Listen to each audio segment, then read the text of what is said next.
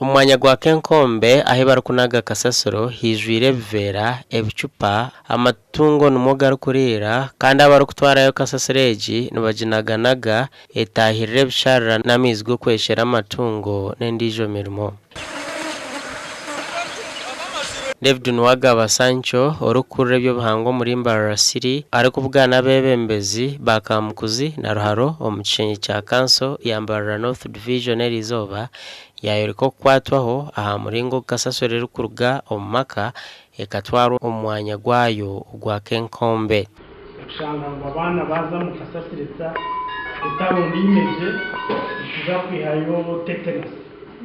Okuchondoza okwakozwe Minister y'ebyo bwiga bw'umwitaka nukwereka ngo Mbarara omwizoba neshohoza tan emitwara 25 za kasasiro erukurugo mumaka konka omuryezo tan emitwara 38 n'ebintu bitari kujunda kandi ekinchiteganisa okugaruka kugitorana. Turageneratinga tan bibirata ezo nizo kilo 2000 na zingana ulizoba zituratwara ngai Kenkombe kungazi tazisoti kongati kwiza tukazisotinga noza kushanga kandi zaza Kenkombe zacindira no habati yajangu wareba wagira kasasironje ugambire service for radio kujitenga aho muzana ahantu yayanjurire kiragiro ekitirweho ahari yaba barukunagijura kasasiro kandi omuntu arakwatwe naja kuba nashashura million mukaga okushanga ngo omuntu aine kasasiro yajinaga hero yagere ubwo no kumutera fine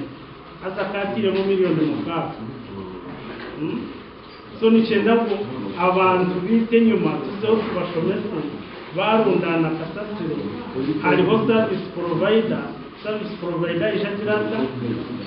ajihe yagitwara. Habati ni msima orukure byo byonjo muri Mbarara North Division najangu behireyo okurwana soko nagijura kasasiro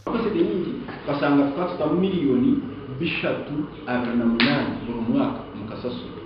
izezgiye mu kasasiro kandi kiwe kiri tushasha utwe tustamu himwa yora kasese umwazo mara ya ukora uburyo kindi kibakora tubajana kusite bonira abantu bije kutureba mwe nota kumanyije ntwatu byanturana kasasa bakwenda kutera okiborwe oraba mtyana oreba bambara oreba bahoyima nibenda kwishe cyo kumanyisa muturiyo tugezaho omuri kasasa hona yarabara bebembezi bebyaro obutarwana n'abantu abaru kujemere kiragiro cye byo buhangwa hamwe no buyonjo ngubito bamanyisa bebyo buyonjo babakwate babatwara omukoti bajinanwe yabura koti nega hari zikitwa kwita warantu arisi